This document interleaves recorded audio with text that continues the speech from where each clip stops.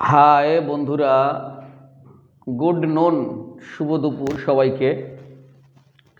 আমরা আজকে থার্মোডিনামিক্স পড়ব। ইংরেজিতে বলা হয় থার্মোডিনামিক্স, বাংলায় বলে তাপ গতিবিদ্যা। থার্মো মানে তাপ, ডিনামিক্স মানে গতিবিদ্যা। হুইচ কন্টেইনস 6 মার্কস, যেখানে 6 নম্বর থাকবে। ভূমিকাটা আমাদের জানতে হবে। প্রথমে ভূমিকাটা সম্বন্ধে আলোচনা করব। তাপগতিবিদ্যাকে আমরা যদি বাংলায় ট্রান্সলেট করি অথবা অনুবাদ করি, যার মানে হলো তাপ গতিবিদ্যা।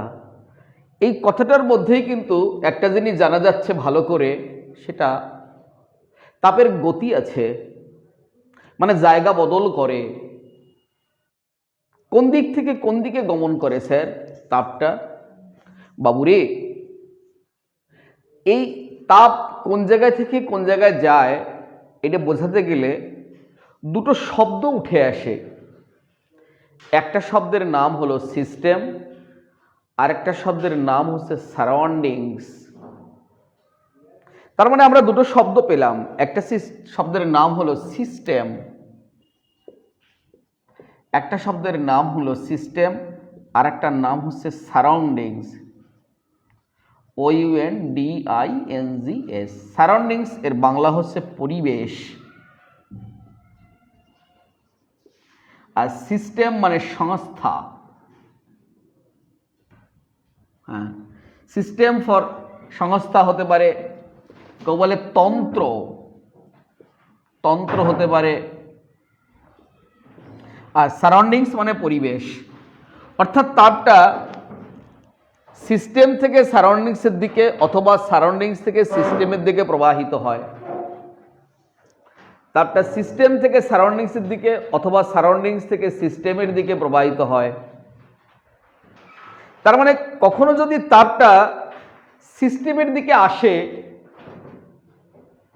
তাহলে সিস্টেম তাপটাকে গ্রহণ করলো।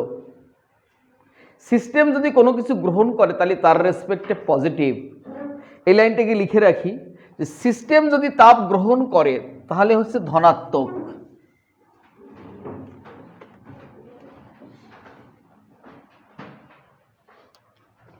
সিস্টেম তাপ গ্রহণ করলে সেটা হচ্ছে পজিটিভ। সিস্টেম তাপ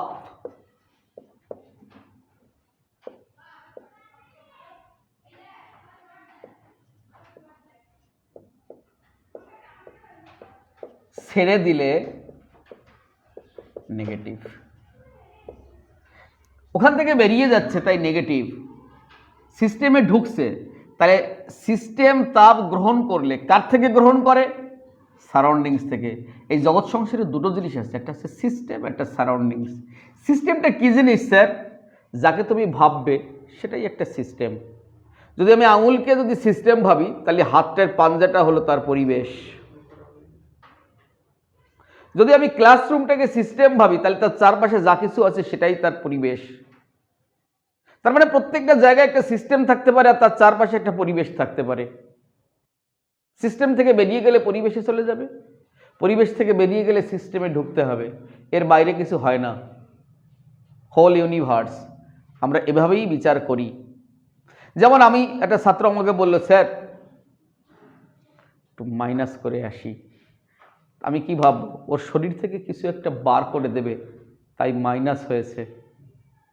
স্যার আমি একটু খেয়ে আসি, খিদে পেয়েছে তো আজকে খেয়ে আসতে পারিনি বাড়ি থেকে। তার মানে পজিটিভ হবে, ও গ্রহণ করবে সেটা। তাই লিখেছি যে সিস্টেম গ্রহণ করলে হয় পজিটিভ, সিস্টেম ছেড়ে দিলে হয় নেগেটিভ। এটা আজীবন মনে রাখতে হবে। 3 প্রকারের সিস্টেম পাওয়া যায়, তাদের নামগুলো একটু লিখি। কি কি সিস্টেম পাওয়া যায়? 1 নম্বর হচ্ছে খোলা সিস্টেম। খোলা সিস্টেম, খোলা সিস্টেম মানে কি? ইংলিশে বলি আমরা ওপেন সিস্টেম।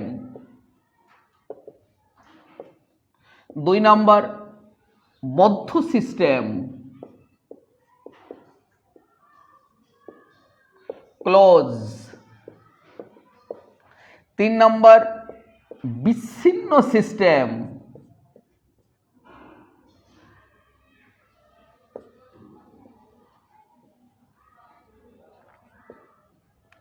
ইংলিশে বলে আইসোলেটেড।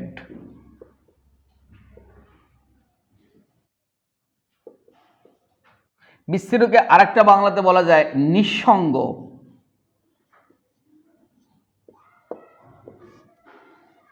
এক এক করে ব্যাখ্যা আসবো। খোলা সিস্টেম মানে কি? ওপেন। খেলাটা দুজনের মধ্যে, একটা ভর একটা শক্তি, একে অপরের পরিপূরক। শক্তিটাই এক জায়গায় হয়ে ভরে কনভার্ট হয়েছে। ভরকে অ্যাবলিশ করলে শক্তি পাওয়া যায়। আইনস্টাইনের সেই মহান সূত্র E=mc² অনুসারে আমরা জানি মহাবিশ্ব আগে ছিল অগ্নিগর্ভ, শক্তির আধার, আস্তে আস্তে জমাট বেঁধে কনডেন্স হয়ে ভর পাওয়া গেছে। ভরকে যদি আমরা আবার একদম ওটাকে কি বলবো, মানে পেষণ করা বলে, ওরকম করলে আমরা আবার শক্তি পেতে পারি। যে সিস্টেম ভর এবং শক্তি দুটোরই আদান প্রদান করে,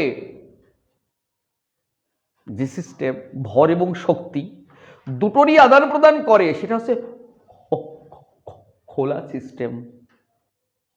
যেমন ঢাকনা ছাড়া একটা স্টেইনলেস স্টিলের গ্লাসে গরম চা, কফি, দুধ, এক বালতি ঠান্ডা জলও হতে পারে, এক বালতি কোল্ড ড্রিঙ্কস হতে পারে, ঢাকনা ছাড়া সব গরম জলও হতে পারে।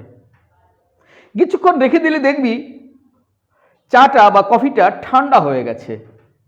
তাপটা গেল কোথায় বাবু? খুঁজবো কোথায় তাপ? তাপ পরিবেশে মিশে গেছে, খুঁজলে আর পাবি না। আবার দেখবি ওর ধোঁয়া উঠছে, ধোঁয়াটা কোথায় যাচ্ছে? কিছুক্ষণ পরে দেখা যাচ্ছে না, মিলিয়ে যাচ্ছে, পরিবেশে চলে যাচ্ছে। তাহলে ভর এবং শক্তি দুটোরই আদান প্রদান হচ্ছে, তাই এর নাম নাকি খোলা সিস্টেম। ওপেন সিস্টেম মানে একটাকে ব্যারিকেড করা হয়েছে, ভরকে ব্যারিকেড করা হয়েছে, তাই ঢাকনা যুক্ত। সব আগের উদাহরণটাই থাকবে, শুধু ঢাকনা যুক্ত। যেমন আমাদের এই টিউব লাইট, এগুলো বদ্ধ সিস্টেম, এর মধ্যে নিষ্ক্রিয় গ্যাস আছে, হিলিয়াম বা নিয়ন, এই গ্যাসগুলো আছে, কিন্তু বাইরে তাপ আসছে, তাপ ওরা ঠেকিয়ে রাখতে পারছে না। শক্তি আদান প্রদান করছে কিন্তু ভরের কোনো আদান প্রদান করবে না, তাই ওই সিস্টেমকে বলা হয় বদ্ধ সিস্টেম। বলতো প্রেম আর বিয়ে কোনটা বদ্ধ সিস্টেম, কোনটা খোলা সিস্টেম? বিয়ে হচ্ছে বদ্ধ সিস্টেম। একেবারেই নয়, তোমাদের থিঙ্কিংটা, তোমরা এখনো ছেলে মানুষ আছো। বিয়েটা হচ্ছে খোলা সিস্টেম।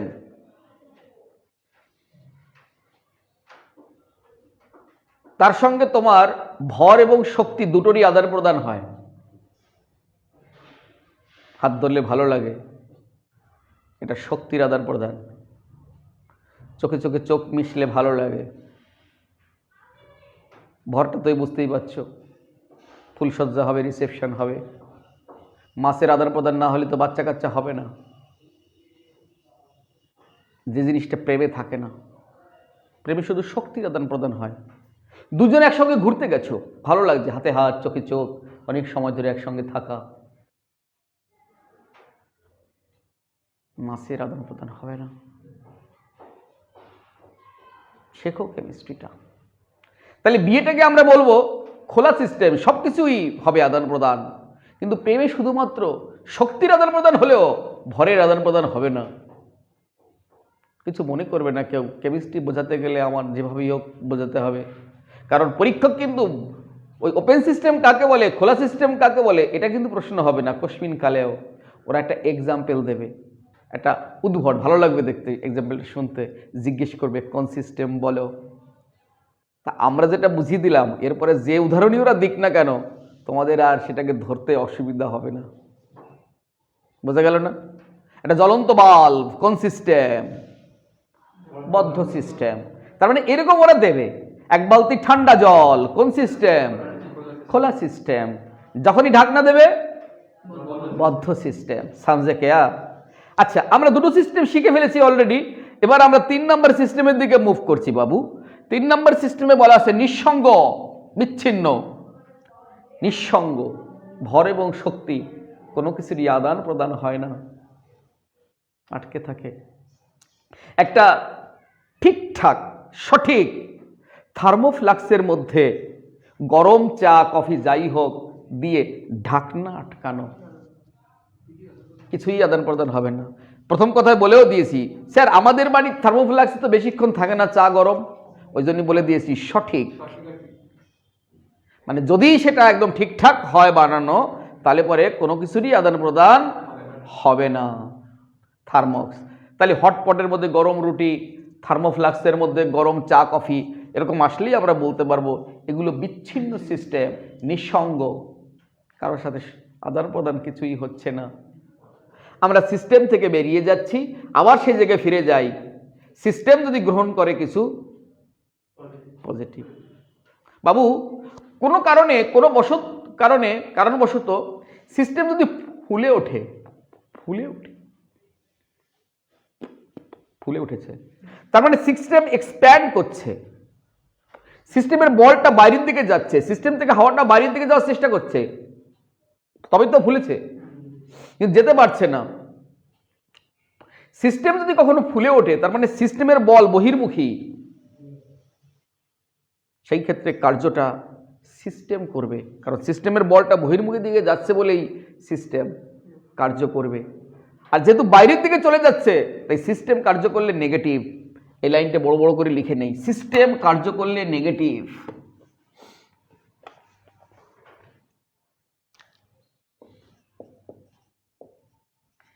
সিস্টেম কার্য করলে নেগেটিভ, কারণ সিস্টেমটা ফুলে উঠবে, আর ফুলে উঠতে হলে ওর বলটা বাইরের দিকে যেতে হবে, আর বাইরের দিকে গেলেই নেগেটিভ হবে। উল্টোটা হলে পজিটিভ। সিস্টেম যদি কোনো কারণে চুপসে যায়, বয়স্ক লোকদের হয়, ঢুকে গেলে ভিতরে, হ্যাঁ, তার মানে সিস্টেমের উপরে পরিবেশ কার্য করেছে, সিস্টেমের উপরে পজিটিভ, সিস্টেম সেই কার্যটা গ্রহণ করেছে। বাবা তোমাকে ঠাটিয়ে চড় মারলো, পরিবেশ কার্য করেছে সিস্টেমের উপর, পরিবেশ। তোমাকে যদি চুমু খায় তাও তাই হবে।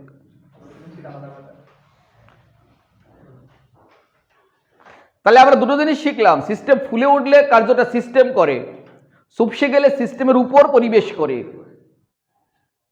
তার মানে বয়স্ক অবস্থায় পরিবেশ সিস্টেমের উপর কার্য করে বলে ত্বক টকও ঘুষিয়ে যায়, চুপসে যায়, মুখ টুকও চুপসে যায়, তখন পরিবেশের, সিস্টেম আর নিজেকে ধরে রাখতে পারে না, সিস্টেম আর নিজেকে ধরে রাখতে পারে না।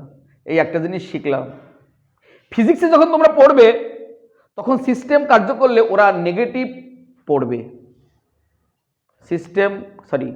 আমরা সিস্টেম কার্য করলে নেগেটিভ পড়ি, আর ওরা যখন কার্য পড়বে তখন ওরা উল্টো পড়বে। কি পড়বে? ওরা পজিটিভ পড়বে।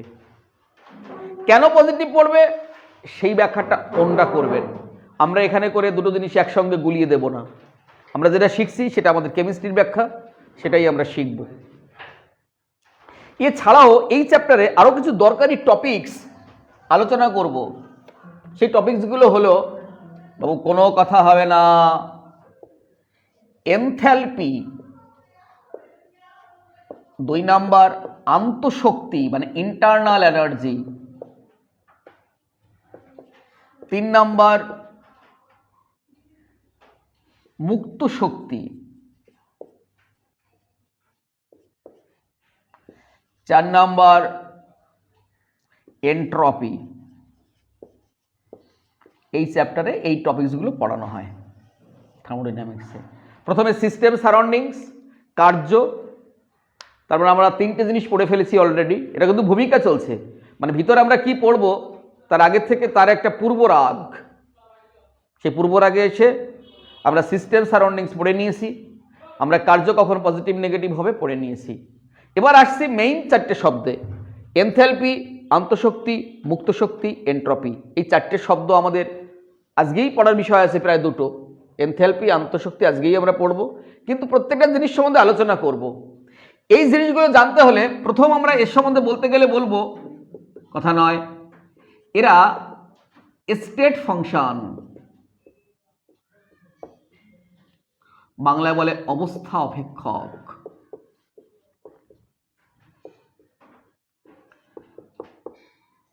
এটি কোনো পথের উপর নির্ভর করে না, পথের উপর নির্ভর করে না। এটি ভর নির্ভর ধর্ম।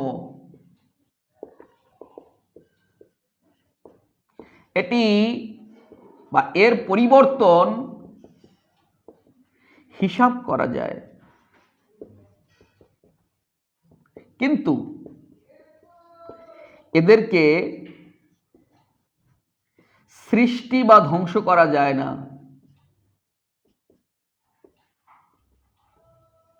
এই যে 4টে পয়েন্ট। এই প্রশ্ন যদি আসে এনথ্যালপি কি, প্রশ্ন যদি আসে আন্তঃশক্তি কি, প্রশ্ন যদি আসে মুক্ত শক্তি কি, প্রশ্ন যদি আসে এন্ট্রপি কি, আমরা প্রত্যেকের কাছে এই 4টে পয়েন্ট জুড়ে দিতে পারবো। স্টেট ফাংশন পথের উপর নির্ভর করে না, ভর নির্ভর ধর্ম। এর পরিবর্তন হিসাব করা যায়, কিন্তু এদেরকে সৃষ্টি বা ধ্বংস করা যায় না। এরা এই ভর নির্ভর ধর্ম বলে এদেরকে বলা হয় এক্সটেন্সিভ প্রপার্টি, বাংলায় বলে ভর নির্ভর ধর্ম। যদি ভর নির্ভর ধর্ম না হয় তাকে বলে ভর নিরপেক্ষ ধর্ম, ইংলিশে বলে ইন্টেন্সিভ প্রপার্টি। মেইন শব্দ হচ্ছে স্টেট ফাংশন। সৃষ্টি করা যায় না, ধ্বংস করা যায় না, শুধু পরিবর্তন হিসাব করা যায়। টাকা, তোমার কাছে টাকা বেড়ে গেল না কমে গেল বুঝতে পারবে। কমে গেল বলে ঘরে দিয়ে টপাটপ করে ছাপিয়ে নিয়ে চলে আসবা, হবে না। পথের উপর নির্ভর করে না টাকা। একটা লোক মানুষ খুন করে 10,000 টাকা ইনকাম করেছে, একটা লোক একটা মুমূর্ষু রোগীকে বাঁচিয়ে একটা ডাক্তারবাবু 10,000 টাকা ইনকাম করেছে, আরেকটা লোক একটা মানুষকে পুড়িয়েছে, সদ্দাহ করেছে, 10,000 টাকা ইনকাম করেছে। টাকার বান্ডিলগুলোকে যখন পাশাপাশি রাখা হবে তখন কোন টাকাটা বেশি দামি? 10 টাকা দিলে একই জিনিস পাবে। একটা কাজ করেছে, আমার বাড়ি রং করেছে, 10,000 টাকা হয়েছে, আমি যে কোনো একটা বান্ডিল যদি ওর হাতে তুলে দিই, ওকে বলবে নাকি দাদা ওই বান্ডিলটা দিন? পথের উপর নির্ভর করে না, ডাজ নট ডিপেন্ড আপন পাথ। পথের উপর নির্ভর করে না টাকা। কমে গেছে বা বেড়ে গেছে তার হিসাব করতে পারি। For this reason it is said state function, একরোখা, নির্ভর করে না। টাকায় লেখা থাকে I promise to pay the bearer sum of 500 rupees, sum of 200 rupees লেখা থাকে। চাহিবা মাত্র ইহার বাহককে 500 টাকা দিতে বাধ্য থাকিবে। গভর্নর সাইন করে দেয় লাস্টে, দেখেছো কখন? I promise to pay the বেয়ারার, টাকায় কথাটা লেখা থাকে। টাকাটা ডিড মানে একটা দলিল, যে দলিলে এটা সাইন করা থাকে। গভর্নর এটা লিখে সাইন করে পাঠায়, নিতে বাধ্য। তুমি যদি বলো না আমি এটা নেব না, ওটি হবে না, নিতে বাধ্য থাকিবে, কারণ ইন্ডিয়ান সিটিজেন তুমি। তাহলে এই কটা পয়েন্ট প্রত্যেকের সঙ্গে যাবে। এরা যেখানেই যাবে এদের সঙ্গে যায়, যেখানেই যাবে। আগের দিন বলেছিলাম না এই লাইনটা, তোদের বেশি তো বলেছিলাম।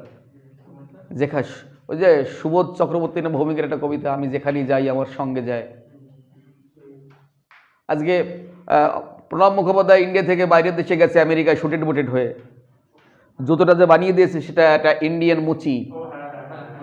প্রণব মুখোপাধ্যায় ওখানে যে বক্তব্য রাখছে, ওর সঙ্গে যা গেছে, কোথাকার গেছে সেটা? ইন্ডিয়ার। একটা জামা বানিয়ে দিয়েছে, কোটটাই বানিয়ে দিয়েছে, কোথাকার দর্জিরা? আমি যেখানে যাই আমার মুখ দিয়ে ওর যে ফ্রিকুয়েন্সিটা বেরিয়ে যাবে, ওর ভালোবাসা, দরদ, খারাপ কথা, ভালো কথা, সেটা ওর ছোটবেলা বয়ফ্রেন্ড, ছোটবেলা বাল্যবন্ধু, মা বাবা, কাকা জেঠুর শেখানো ভালোবাসা, শিক্ষা দীক্ষা সব মুখ দিয়ে বেরিয়ে পড়বে। মুখ দিয়ে সব অজান্তেই, ও ঠেকাতে পারবে না। ও প্রথম 2-3টা চেপে হয়তো চুপ করে থাকলো, 3 নম্বরটা বেরিয়ে পড়ছে ছোট করে। 3 নম্বরটা দেখবা, যে স্যার যেমন পড়ায় সে স্যার ওইরকমই পড়ায়। আমাকে তরুণ স্যারকে আগের দিন ক্লাসে যেমন মনে হয়েছে আজকে তেমন মনে হচ্ছে। কারণ কি, ওনার শেখানোর ভঙ্গিমাটা ওরকমই। আরেক স্যার যেমন পড়ায় উনি কি পরের দিন তরুণ স্যারের মতো পড়াবে নাকি? না, উনি ওনার মতো পড়াবে। তার মানে যেখানেই যায় মারাত্মক লেখা, বিশাল ফিলিংস, আমি যেখানেই যাই আমার সঙ্গে যায়। আমি যেখানেই যাই আমার সঙ্গে যায়। তারপর একটা লাইন ছিল, সেই লাইনটা মনে করতে পারছি না, তো মেইন কথাটা প্রথম লাইনের মধ্যেই রয়ে গেছে। যাক, আমরা এক এক করে সামনের দিকে এগোবো। এই কটা জিনিস আমাদের এই চ্যাপ্টারে পড়তে হবে: এনথ্যালপি, আন্তঃশক্তি, মুক্ত শক্তি, এন্ট্রপি। আজকে আমরা প্রথমেই হেডিং মারব তাপ গতিবিদ্যার প্রথম সূত্র, ফার্স্ট ল অফ থার্মোডাইনামিক্স।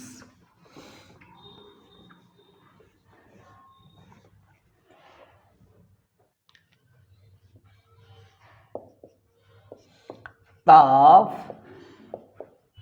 গতিবিদ্যার প্রথম সূত্র।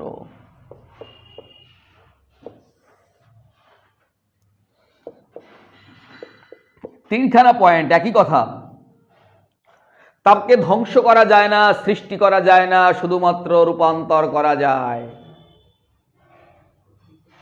2 নাম্বার, মহাবিশ্বের মোট শক্তির পরিমাণ ধ্রুবক।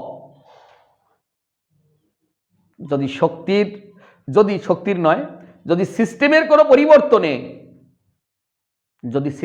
কোনো পরিবর্তনে শক্তির একরূপ অবলুপ্ত হয়, তাহলে তার তুল্যাঙ্ক পরিমাণ ভিন্ন রূপের উদ্ভব ঘটে। যদি কোনো কারণে by any cause, change of system, a form of energy is developed, that then same equivalent energy is produced. যদি কোনো কারণে একরূপ অবলুপ্ত হয়, তার তুল্যাঙ্ক পরিমাণ ভিন্ন রূপের উদ্ভব ঘটে। এই কথাটা সবচেয়ে ভালো বুঝেছিল কোন বাঙালি? ডাক্তার বিধানচন্দ্র রায়।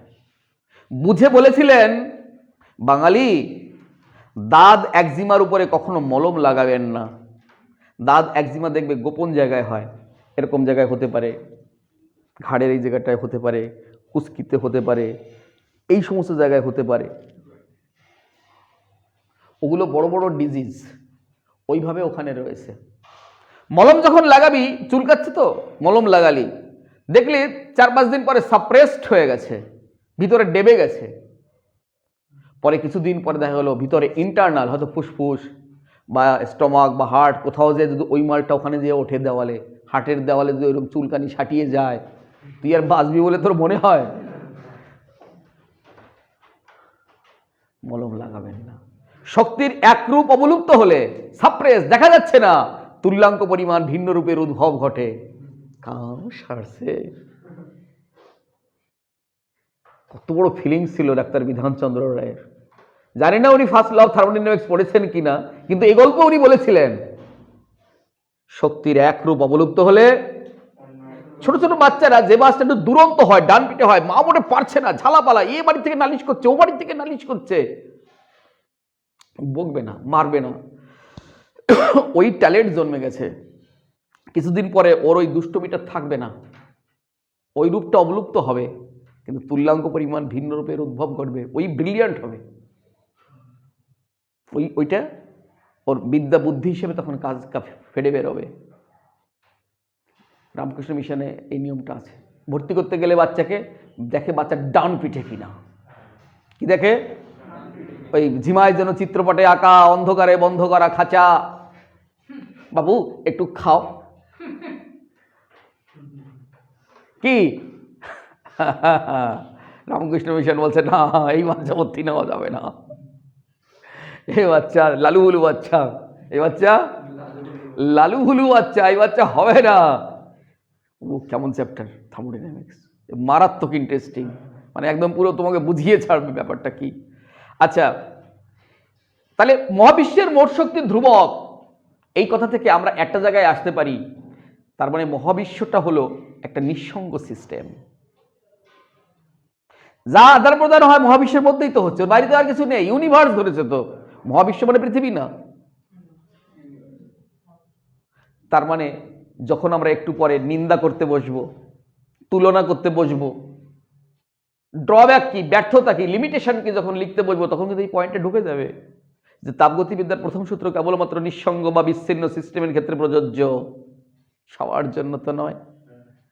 ঢুকিয়ে দিতে পারবো তো? ওরা বলছে শক্তির এক রূপ থেকে আরেক রূপে পরিবর্তন হয় মাত্র। একবারও কি বলেছে এই শক্তি থেকে এই শক্তিতে যায়? বায়ু শক্তি থেকে শব্দ শক্তি, শব্দ শক্তি থেকে যান্ত্রিক শক্তি, যান্ত্রিক শক্তি থেকে বিদ্যুৎ শক্তি বলেছে? জানবো কি করে? তো অর্ধেক অর্ধেক বলে গেছে। এ তো আমার মতো কেস হয়ে গেল। এই ছেলে বলে তোমরা বার করো। জগদীশ উঠে দাঁড়িয়ে বলছে, স্যার কি বার করব? অর্ধেক কথা বলা, এগুলো ব্যর্থতা। আরো জানা যায় না পরিবর্তন কি স্বতঃস্ফূর্ত হয় কি না, জানা যায় না। এটা জীবনের চরম ব্যর্থতা। এই ব্যর্থতা নিয়ে জন্মেছিস, এই ব্যর্থতা নিয়েই মরে যেতে হবে। তুই জন্মানোর সময় মা বাবার হয়তো বাবার ইচ্ছে ছিল, মায়ের ইচ্ছে ছিল না, অথবা মায়ের ইচ্ছে ছিল, বাবার ইচ্ছে ছিল না, ফট করে জন্মে গেছিস। স্বতঃস্ফূর্ত কিনা তা জানা যায় না। তোর এমনও তো হতে পারে মা বাবা পাজি দেখেনি, কিছু দেখেনি, ফট করে তুই আন্দাজে জন্মে গেছিস। A chemist always looks inner beauty of a molecule. একজন রসায়নবিদ কেবলমাত্র অভ্যন্তরীণ সৌন্দর্য দেখতে পায়। শুভদৃষ্টি হচ্ছে, সবাই জানছে নহবতে বাজবে খুশির সানাই, দারুণ আনন্দ, বিয়ে বাড়িতে ভোজন চলছে, খাওয়া দাওয়া, মাইক বাজছে। শুভদৃষ্টিতে হচ্ছে হয় ছেলেটার ইচ্ছে নেই বা মেয়েটার ইচ্ছে নেই। মেয়েটা যখন তাকিয়ে রয়েছে তখন তার পূর্ববর্তী প্রেমিকের কথা মনে হচ্ছে। আমি তো তাকিয়ে থাকতে পারি তোমার দিকে, তার মানে যে তোমার দিকে তাকিয়েছি এটা না, কিন্তু আমি ভিতরে অন্য কিছু ভাবছি, অথবা আমি মন থেকেই তোমার দিকে তাকাচ্ছি। বাবু জানা যায় না, জানা। শক্তির পরিবর্তন কি স্বতঃস্ফূর্ত হবে কিনা জানা যায় না। খাবা কেমিস্ট্রিটা শেখো ভালো করে। আচ্ছা, মহাবিশ্বের মোট শক্তির পরিমাণ ধ্রুবক। The summation of whole energy of the whole universe is always constant. কত বড় মুখ করে বলে গেল তাপগতিবিদ্যার ফার্স্ট ল। স্যার যদি তাই হয় তাহলে গ্লোবাল ওয়ার্মিং কেন হচ্ছে, এন্ট্রপি কেন বাড়ছে? এই বছর যদি সামারের সময় 31 ডিগ্রি সেন্টিগ্রেড উষ্ণতা থাকে, পরের বছর দেখা গেল 31.2 অথবা 32 ডিগ্রি সেন্টিগ্রেড হয়ে গেছে। গ্লোবাল ওয়ার্মিং নিয়ে সারা পৃথিবী হইচই করছে। তাহলে টেম্পারেচার বাড়ছে কেন? কই এই ব্যাখ্যা তো ফার্স্ট ল জানা যায় না।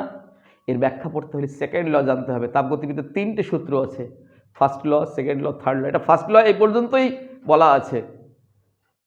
তখন সেকেন্ড ল এসে বলবে সমস্ত শক্তি ধ্রুবক, ঠিক আছে, কিন্তু সমস্ত শক্তি শেষ পর্যন্ত তাপ শক্তিতে রূপান্তরিত হয়। তাই টেম্পারেচার বেড়ে যাচ্ছে, পাখা ঘুরছে, তাপ উৎপন্ন হচ্ছে। সব শক্তি লাস্টে মোল্লার দৌড় মসজিদ পর্যন্ত। মসজিদ কোথায় যেয়ে থেমে যায়? যেখানে দাঁড়িয়ে আছে মোল্লা, মসজিদের পরে আর ছোটে না। শক্তিও রূপান্তর হচ্ছে। যখনই তাপে কনভার্ট হয়ে গেল আর কনভার্ট হচ্ছে না, তাই তাপ শক্তি বেড়ে যাচ্ছে। তাপ শক্তি বাড়লেই এন্ট্রপি বাড়বে। ও মুছে দিয়েছি। এন্ট্রপি কি জিনিস স্যার? এটা আমরা পড়বো পরে, কিন্তু যখন মুখে বলে ফেলেছি একটু তো বলবোই। Entropy is the degree of freedom. Entropy হলো আণব বিশৃঙ্খলার মাত্রা পরিমাপক রাশি। কোনো অণু কত ছুটোছুটি করছে তার হিসাব রাখে এন্ট্রপি। এটা মৃতমাসির এন্ট্রপি 0, ডেলেস 0, কারণ মৃতমাসি তো আর নড়ছে না, তুই নড়ছিস। গ্যাসীয় দশায় এন্ট্রপি বেশি, কঠিন দশায় একেবারেই নেই, 0 বলা যায়। আর তরল দশায় মধ্যম মানের এন্ট্রপি থাকে। ধীরে ধীরে এই এন্ট্রপির মান বাড়ছে। তাপ বাড়লে এন্ট্রপি বাড়বে। মা পায়েস রান্না করবে বলে দুধ ফোটাচ্ছিল, প্রথম দুধটা শান্ত ছিল, হঠাৎ করে যখন তাপ দেওয়া শুরু হচ্ছে তখন আস্তে আস্তে দেখবি এরকম করে, দেখেছিস কোনোদিন? আস্তে আস্তে প্রথম থেকে, তারপরে গতিতে বেড়ে যায়, লাস্টে যখন আরও বেড়ে যায়, তাপটা দেয়, তখন একদম ফুলে ভেপে ওঠে। তখন অণুগুলো ছুটি করছে বোকা ওর মধ্যে বসে, তাই বেড়ে যাচ্ছে। তাহলে আমরা এতদিনে তাপগতিবিদ্যার প্রথম সূত্র শিখলাম, ড্রব্যাকটাও শিখলাম। আজকে আমরা যাবো তাপগতিবিদ্যার গাণিতিক রূপ। চলো একটু গাণিতিক রূপ শিখে আসি। বাবুরে, ধরি কোনো সিস্টেমের আন্তঃশক্তিকে ই দ্বারাও ডিনোট করা যায় বা বড় হাতের ইউ দ্বারাও ডিনোট করা যায়। আমরা ই দিয়ে করলাম, ইউ আইইউপিসিতে বলা হয়, দুটোই কারেক্ট। তাহলে প্রথমে হচ্ছে E1, এর মধ্যে কিউ পরিমাণ তাপশক্তি দেওয়াতে ডাব্লিউ পরিমাণ কার্য সম্পাদিত হলো। এই সবটাকে একসঙ্গে বলা হয় E2, মানে ফাইনাল আন্তঃশক্তি। তাহলে এবার একটু ক্যালকুলেশন। E2 মাইনাস E1 সমান সমান কিউ প্লাস ডাব্লু। সিস্টেমের মধ্যে আন্তঃশক্তি ছিল E1, আমরা তাপ দিলাম বাইরে থেকে, বললে সিস্টেম ডাব্লু পরিমাণ কার্য হলো। তাহলে দুটো ইর বিয়োগফল মানে ডেল ই। আমরা তো আর কিছু পারি না, এই চ্যাপ্টারে শুধু ডেল আছে। কেন চ্যাপ্টারে শুধু ডেল কেন? কারণ আমরা শুধু পরিবর্তন হিসাব করতে পারি, আমরা কিছু বানাতে পারবো না, ছুঁতে পারবো না, শুধু দেখবো কতটা। ব্যাংকের লোকজন তো সেই হিসাব করে, টাকা করে ছাপায় নাকি? ওরা গেলে হিসাব করে কয় টাকা আছে কয় টাকা গেছে, সারাক্ষণ ধরে ওদের হিসাবে ওই ব্যবস্থা, ক্রেডিট সাইড ডেবিট সাইড। আজকেও আমাদের সেই দলে পড়ে গেছি আমরা হিসাব করব শুধু। গল্পটা বোঝা গেল? আচ্ছা, তাহলে ডেলি এইবার আছে দুখানা টার্মস অ্যান্ড কন্ডিশন। একটা হলো যদি সিস্টেম করে কার্য বা পরিবেশ করে, তাহলে যখন বাই দ্য সিস্টেম মানে যখন সিস্টেম করে, যখন অন দ্য সিস্টেম, দেখ কথা দুটো নিতে পারছিস কিনা, সিস্টেমের উপরে করা হয়। বাই দ্য সিস্টেম করলে নেগেটিভ, ডেলি সমান সমান কিউ মাইনাস ডাব্লু, আর অন দ্য সিস্টেম মানে ডেলি সমান সমান কিউ প্লাস ডাব্লু। এইটা করতে এসে এইবার আমাদের দুটো শব্দ জানতে হবে। একটা হলো আইসোথার্মাল প্রসেস, আইসোথার্মাল প্রসেস, এর বাংলায় বলে সমুষ্ণ প্রক্রিয়ায়। সমুষ্ণ প্রক্রিয়ায়, এই সমুষ্ণ প্রক্রিয়ায় মানে সমান উষ্ণতা যাহার, বহুব্রী সমাস, টেম্পারেচার সেম, তাই del T equal to zero. Temperature কোনো পরিবর্তন হয় না, টেম্পারেচার পরিবর্তন না হলে ডেল ই অলসো জিরো, দুটো জিনিস জিরো হলো। এমসিকিউতে আসতে পারে সমুষ্ণ প্রক্রিয়া নিচের কোনটি সঠিক? ডেল টি শূন্য, ডেল ই শূন্য, ডেল কিউ শূন্য, ডেল ডাব্লিউ শূন্য, ডেল এইচ শূন্য, কত কিছু শূন্য দিয়ে দিল, শূন্যর মাঝখানে তুই প্রথম ঢেকে গেছিস। কোনটি কারেক্ট যাচ্ছে? সমুষ্ণ, সমান উষ্ণতা যাহার। বাংলা কাজে লাগবে সব সময়ের জন্য। আগে চাই ভাষা, আগে চাই ভাষা। আচ্ছা দেখো, তাহলে ডেল ই শূন্য। এইবার অ্যাডিয়াব্যাটিক প্রসেস, অ্যাডিয়াব্যাটিক প্রসেস এর বাংলা মানে কি স্যার? রুদ্ধতাপীয় প্রক্রিয়া। রুদ্ধতাপীয় প্রক্রিয়া, রুদ্ধ মানে তাপ যেখানে রুদ্ধ, তাপীয় রুদ্ধ তাপ, তাপ যেখানে রুদ্ধ, তাপ যেখানে দেওয়া যাবে না। তাহলে আগে প্রথমটা হিসেব করে আসি, গল্পটা কি হচ্ছে। যখনই ডেলি শূন্য হবে, তাহলে শূন্য সমান সমান কিউ মাইনাস ডাব্লু, অতএব তাহলে কিউ সমান সমান ডাব্লু হয়ে যাচ্ছে। এটা আসলে মাইনাস কিউ, মাইনাস মাইনাস কেটে দিলাম একবারই, তাই তো? আর এটা কি হবে? শূন্য সমান সমান কিউ প্লাস ডাব্লু, অতএব কিউ সমান সমান মাইনাস ডাব্লু। বাবুরে, তাহলে অন দ্য সিস্টেম হলে প্রযুক্ত তাপ ঋণাত্মক কার্যের সমান, আর যখন বাই দ্য সিস্টেম হবে, আইসোথার্মাল হবে, তখন প্রযুক্ত তাপ ওর ধনাত্মক কার্যের সমান। এই ছোট্ট জায়গার মধ্যে ছোট ছোট বিড আছে, কিন্তু কতগুলো বিড গেল। আচ্ছা, এইবার আমরা অ্যাডিয়াব্যাটিকে গেলে পরে কাকে শূন্য করব? কিউ কে শূন্য করব। এই কোশ্চেনটা আবার লিখি, তাহলে ডেল ই সমান সমান শূন্য মাইনাস ডাব্লু, তাহলে ডেল ই সমান সমান মাইনাস ডাব্লু। আন্তঃশক্তির পরিবর্তন ঋণাত্মক কার্যের সমান বাই দ্য সিস্টেম, সিস্টেম কার্য করলে। আর এটা কি হবে? শূন্য সমান সমান, ও শূন্য নয়, কিউ সমান সমান ডেল ই সমান সমান কিউ প্লাস ডাব্লু, অতএব ডেল ই সমান সমান ডাব্লু। তাহলে রুদ্ধতাপীয় প্রক্রিয়ায় সিস্টেম যদি কার্য করে, তাহলে ওর আন্তঃশক্তির পরিবর্তন ঋণাত্মক কার্যের সমান। যদি একবারই এই লাইনটা মনে না আসাই উচিত, তাহলে তোমাকে ওই ফার্স্ট ল অফ থার্মোডাইনামিক্স লিখে একা রাফ ওয়ার্ক করে তারপরে এমসিকিউ থাকলে তার ডিসিশনে আসতে হবে। যদি কেউ ভাবিস যে আমি একবার দেখেই মনে রাখবো, এটা কিন্তু ঠিক প্রসেস না। ওইভাবে সবাই মনে রাখতে পারে না, ওরা যাদের হায়ার মুখস্থ শক্তি তারা পারে, কিন্তু যারা বুঝে পড়বে তাদের কিন্তু তখন রাফ ওয়ার্কটা একটু করে নিতে হবে, তাহলে তো ভুল হচ্ছে না। আচ্ছা, তাহলে এটা কোন কি কি শর্তে হচ্ছে? রুদ্ধতাপীয় প্রক্রিয়ায় সিস্টেমের উপরে কার্য করলে আন্তঃশক্তির পরিবর্তন ধনাত্মক কার্যের সমান।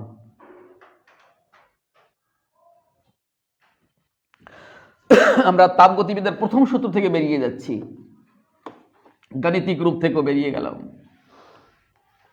এগুলো সব লেখা পাঠানো হবে।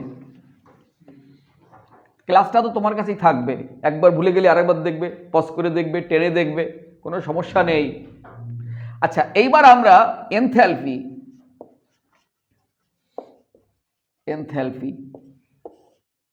আর এপাশে হচ্ছে আন্তঃশক্তি।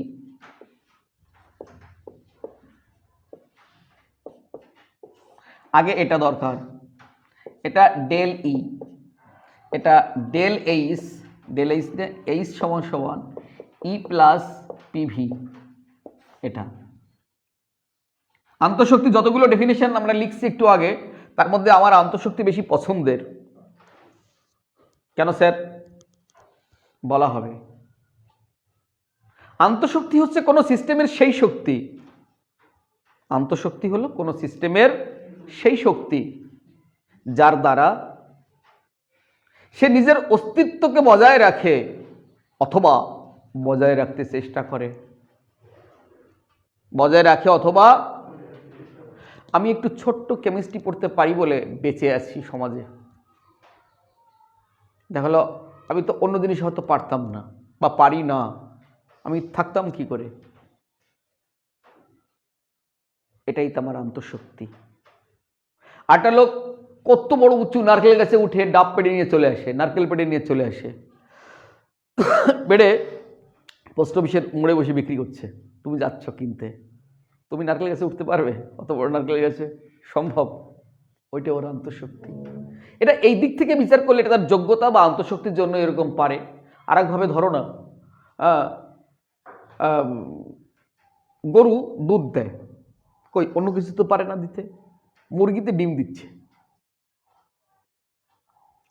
ওটা ও পারছে বলেই ওটা ওর আন্তঃশক্তি, যে যেটা পারে। তারপরে যার দ্বারা সিস্টেমটি তার অস্তিত্বকে বজায় রাখে বা বজায় রাখার চেষ্টা করে, সব সময় যে সফল হবে সেটা নাও হতে পারে। বজায় রাখে অথবা বজায় রাখার চেষ্টা করে, তার নামই তার আন্তঃশক্তি।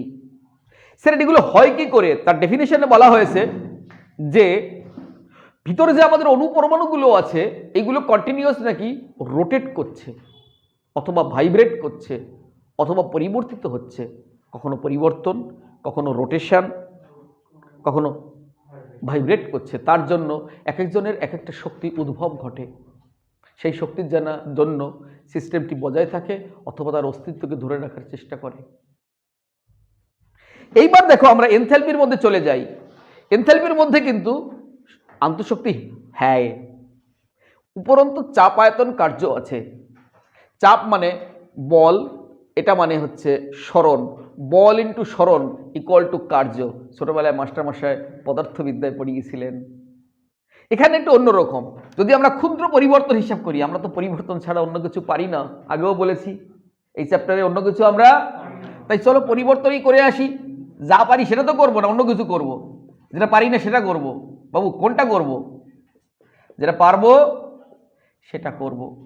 যখনই পিতে কনস্ট্যান্ট যাবে, এই নিচে পি লেখা মানে পিতে কনস্ট্যান্ট ধরা হয়েছে, তখন এই পার্টটা শূন্য হয়ে যাবে,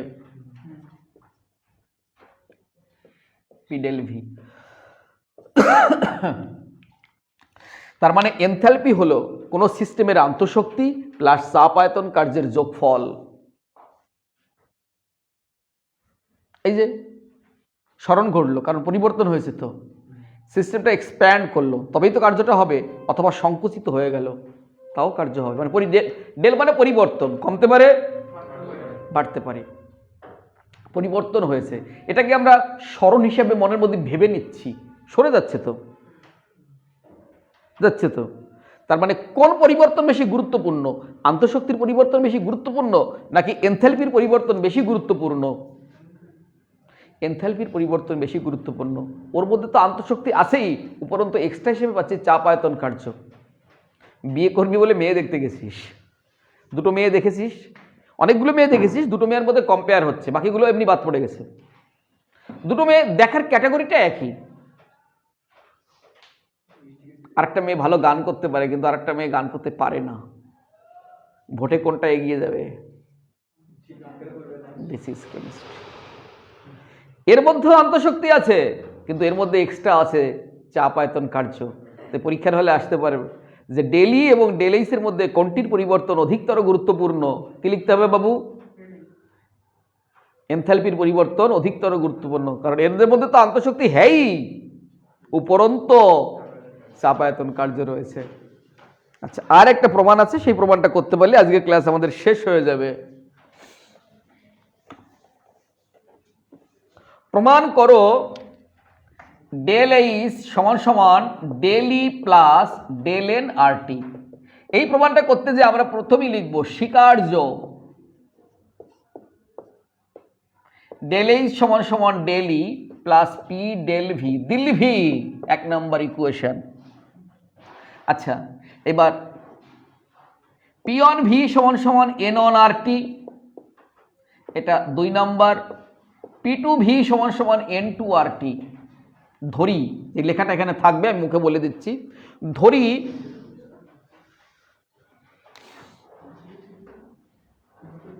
বাবু, কথা নয়, ধরি পি, দেখো পি স্থির চাপে, এটা যে সাফিক্সে পি ছিল তো, এখানে লিখিনি কিন্তু পি ছিল তো। ধরি স্থির চাপে এন অনমোল গ্যাস, যার আয়তন ভি অন, পরিবর্তিত হয়ে এন টু মোল গ্যাসে পরিবর্তিত হলো, যার আয়তন হচ্ছে ভি টু। এরা বিক্রিয়ক আছে, এরা বিক্রিয়জাত আছে, এই পরিবর্তনটা হলো। তাহলে বিক্রিয়কের রেসপেক্টে PV one equal to N one R T, আদর্শ গ্যাসের সমীকরণ মনে আছে, মাধ্যমিক তোমরা পড়েছিলে, PV equal to N R T বা PV equal to R T. তাহলে এখানে ভিটা ভি অন ধরেছি, এনটা এন অন ধরেছি, কেন? এখানে দুটো একই জিনিস আছে, এটা আলাদা, পরিবর্তন হয়েছে।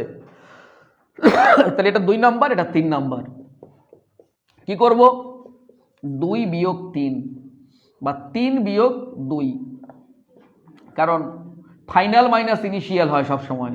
ফাইনাল মাইনাস, তোমার বয়স যদি বের করতে যাও, যেদিন জন্মেছো সেই বয়স থেকে আজকের দিন বিয়োগ করবে, না আজকের এই টাইমটা থেকে যেদিন জন্মেছো সেটা বিয়োগ করবে? ফাইনাল মাইনাস ইনিশিয়াল, আজকের দিন থেকে যেদিন জন্মেছো সেটা বাদ দিতে হবে, নাহলে তো মাইনাসে বয়স বেরোবে। আচ্ছা, তাহলে এইটা আগে যাচ্ছে, PV two minus PV one সমান সমান N two R T minus N one R টি।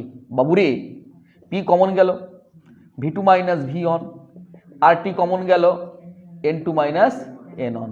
দুটো ভির বিয়োগফল দিল ভি, মানে del V, del V P. এটা কি আছে? পি ডেল ভি আছে, পিটা তাহলে আগেই লিখবো, ভালোই আছে। এই ডেল এনটা আগে রয়েছে, ডেল এন আর টি। এইবার পি ডেল ভির মান 1 নং সমীকরণে বসিয়ে দেব। তাহলে অতএব ডেল এইচ সমান সমান ডেল ই প্লাস ডেল এন আর টি, প্রমাণিত। এর আবার 3টে লজিক আসতে পারে। কি কি হতে পারে? 3টে জিনিস হতে পারে। একটা হলো, যখন ডেল এন ইকুয়াল টু 0, যখন ডেল এন ইকুয়াল টু ধনাত্মক, যখন ডেল এন ইকুয়াল টু ঋণাত্মক, 3টে কন্ডিশন। এটা হলে কি হবে? ডেল এইচ সমান সমান ডেল ই প্লাস 0 ইন্টু আর টি। বাবুরি, তাহলে অতএব ডেল এইচ সমান সমান ডেল ই। পরীক্ষাতে প্রশ্ন হতে পারে, কখন ডেল এইচ সমান সমান ডেল ই হবে? যখন ডেল এন 0। যখন এক্সাম্পল কি? H2 gas plus chlorine gas সমান সমান 2HCl গ্যাস। এ পাশে হচ্ছে N2 আর এই দুটো হচ্ছে N1। তার মানে N ডেল N সমান সমান N2 মাইনাস N1। N2 এর মান 2, N1 এর মান এখানে কিছু নেই মানে 1 আছে, কিছু নেই মানে 1 আছে। বাবু কি 0 হয়েছে? তাহলে কত রকম ঢঙে প্রশ্ন আসতে পারে। এরকম একটা রিয়াকশন দিয়ে জিজ্ঞেস করলো, এর ক্ষেত্রে নিচের কোনটি সঠিক? Del H equal to del E, del H greater than del E, না del H less than del E, না কোনোটাই না, ডেল এইচ ইকুয়াল টু। প্রশ্ন অন্তহীন, প্রশ্ন অন্তহীন। আচ্ছা, এবার পজিটিভ কখন হবে? ডেল এন এর মান পজিটিভ কখন হবে? PCl5 গ্যাস সমান সমান PCl3 Cl2 গ্যাস।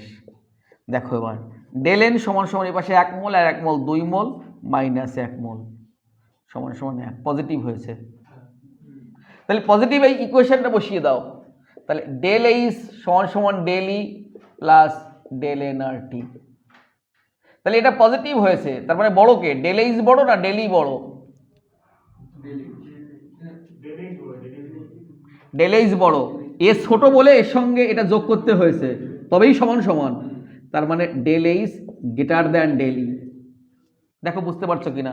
সেই ছোটবেলার অড প্রবলেম, ধরি বাবার বয়স 1 বছর, সমস্যা সমাধান করতে হতো, ছেলে ছোট বলেই তো এই মানটা যোগ করতে হয়েছে। ছেলের বয়সের সঙ্গে 15 বছর যোগ করলে বাবার বয়স পাওয়া যায়, কারণ ছেলের বয়সটা কম বলেই 15 বছরটা যোগ করতে হয়েছে ছেলের বয়সের সঙ্গে। নাকি বাবার বয়সের সঙ্গে যোগ করবি, তারা সমান করবি?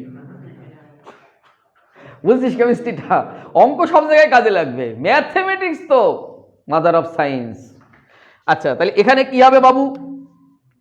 ডেল এইচ সমান সমান ডেল ই প্লাস, এবার নেগেটিভ, একটা এক্সাম্পল দিয়ে দিই, nitrogen gas plus 3 hydrogen gas সমান সমান 2 NH3 গ্যাস।